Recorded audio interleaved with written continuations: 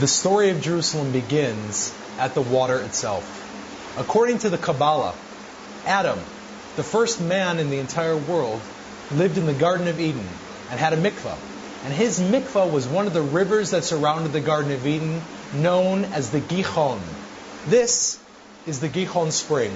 And Jewish tradition, mystical tradition, tells us that this is the very mikvah used by Adam after the sin in the Garden of Eden. The prominence of this spring continues all the way throughout Jewish tradition.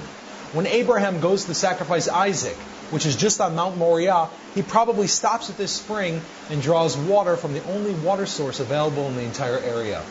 And when the Canaanites decide to build their city, they build it because of this water source. As we hear, the waters of the Gihon Spring are still flowing. And this is what connects us from the present day to our history. Let's go a little bit closer into the Gihon Spring.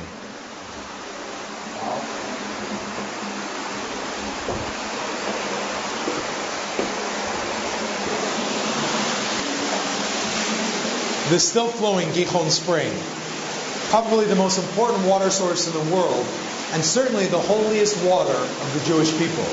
This is the very water upon which King Solomon was anointed, and in fact all of the kings of Judea.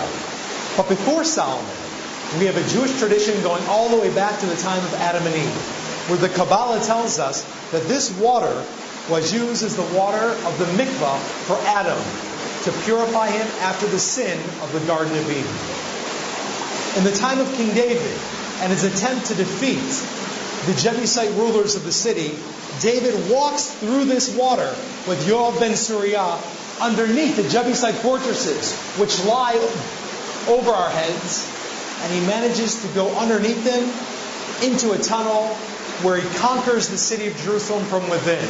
Probably the greatest military victory of all time. Following King David, 300 years later, King Hezekiah is now king of Jerusalem. The Assyrians are the most powerful, mighty force in the entire world. They set their eyes on conquering Jerusalem. Hezekiah, according to the second book of Chronicles, chapter 32, builds a new tunnel, which is this tunnel, carved by Hezekiah's people. This tunnel goes 5.5 football fields through solid bedrock to the other end of the city, where Hezekiah builds the Shiloah pool. This tunnel, known as Hezekiah's tunnel, is one of the most exciting and mysterious pieces of Jerusalem. In the middle of this tunnel, a sign was discovered, which is now in the Istanbul Museum, which says this tunnel was dug by the workers, describes the design of the tunnel, that workers dug from 2 different angles and met in the middle 3 millennia ago.